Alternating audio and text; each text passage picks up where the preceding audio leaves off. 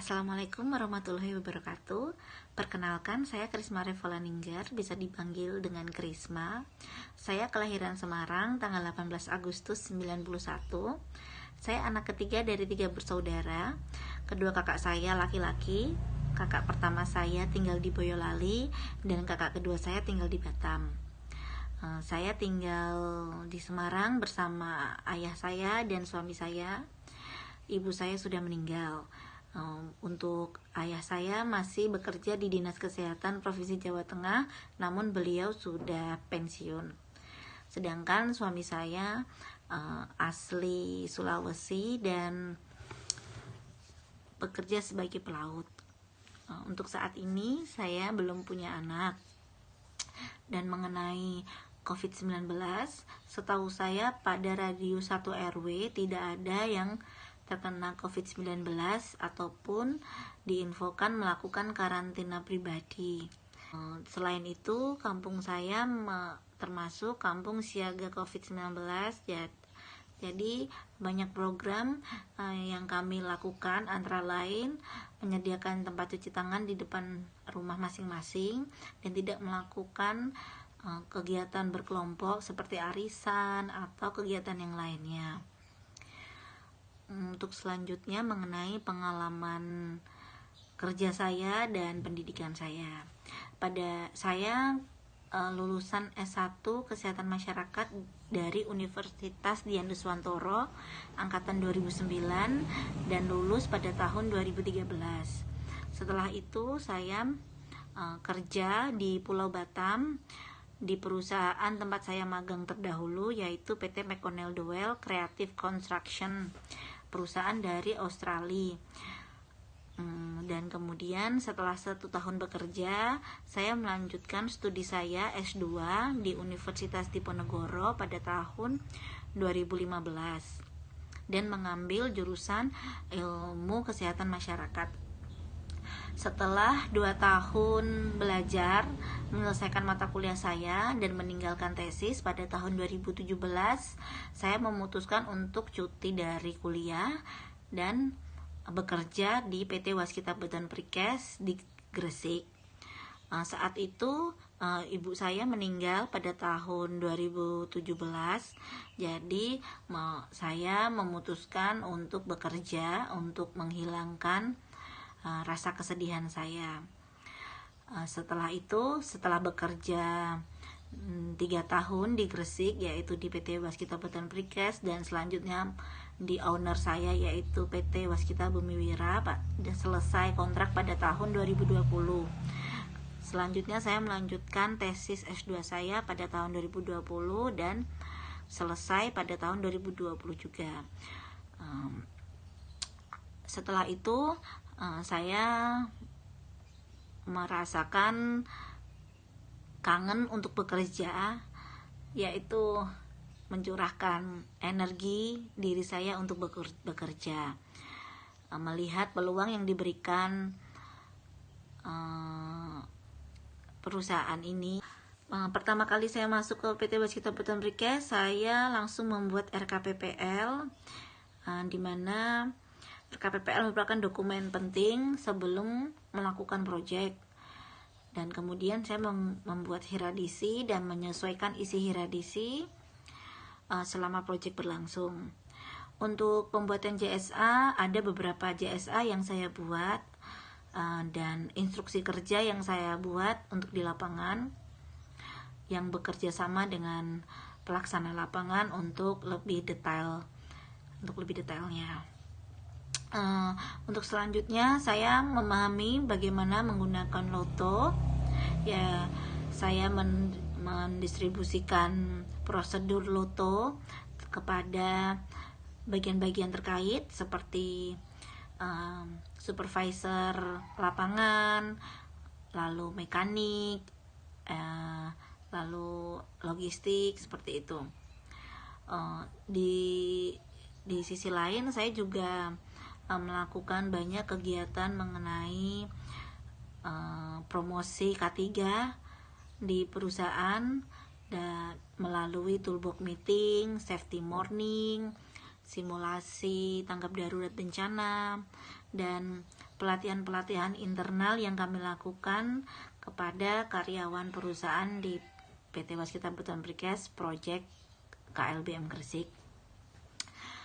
Selanjutnya saya mengelola APD, yaitu mencari distributor APD, melakukan penawaran, memilih APD sesuai standar, pendistribusian APD kepada karyawan, reporting APD, dan pengelolaan APD yang rusak. Di sisi lain, saya juga diberikan pelatihan dari perusahaan saya sebelumnya, yaitu pelatihan mengenai tanggap darurat bencana, tanggap darurat kebakaran, dan P3K. Namun sebelumnya ketika saya S1, saya sudah melakukan pelatihan tersebut, pelatihan yang dikeluarkan dari dinas-dinas terkait. Dan untuk selanjutnya mengenai kelebihan saya, menurut saya pribadi, kelebihan saya itu menurut saya cukup berani untuk mengutarakan pendapat. Namun di sisi lain saya juga menyadari posisi saya, jadi saya itu bisa mengontrol di mana saya harus berpendapat dan di mana saya harus menahan pendapat saya.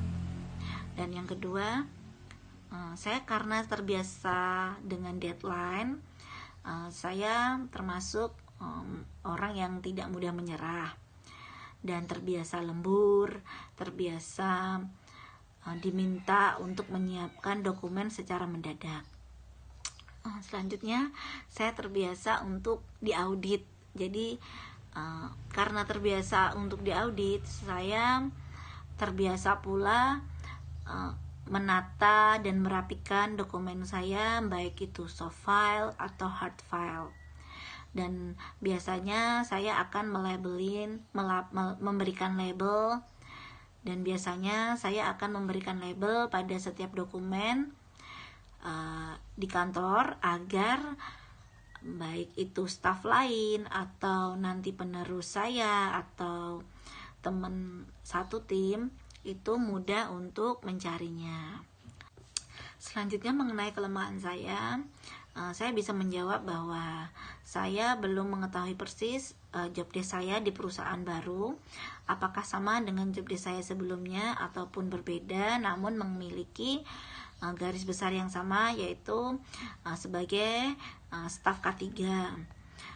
Untuk itu saya akan cepat beradaptasi dengan lingkungan baru, bertanya kepada teman tim, bertanya kepada teman-teman senior mengenai prosedur perusahaan yang baru seperti apa, agar saya mudah untuk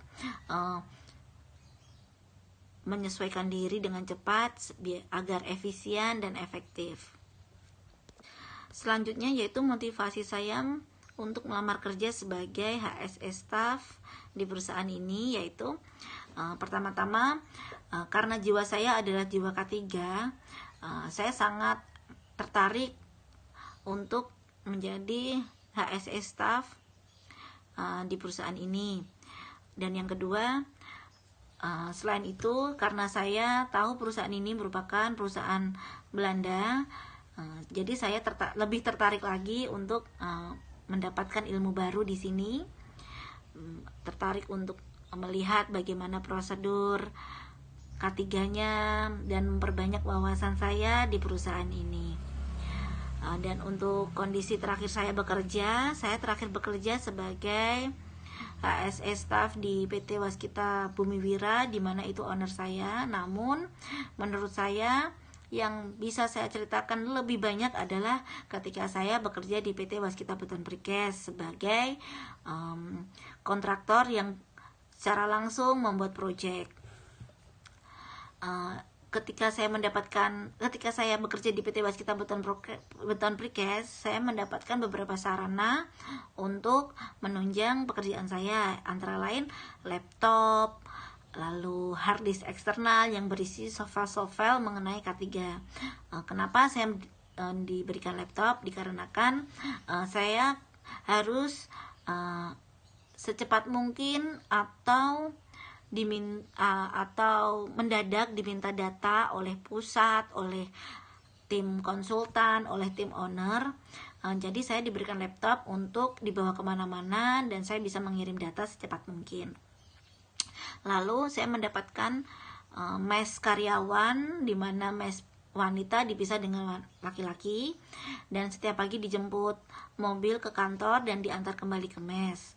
Selain itu saya diberikan makan 3 kali sehari,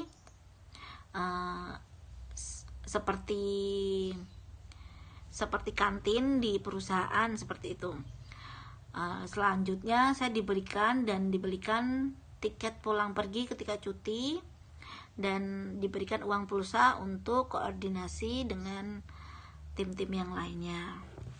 My future career is have a training safety institute, so I can help people to have skills and also I get income from business.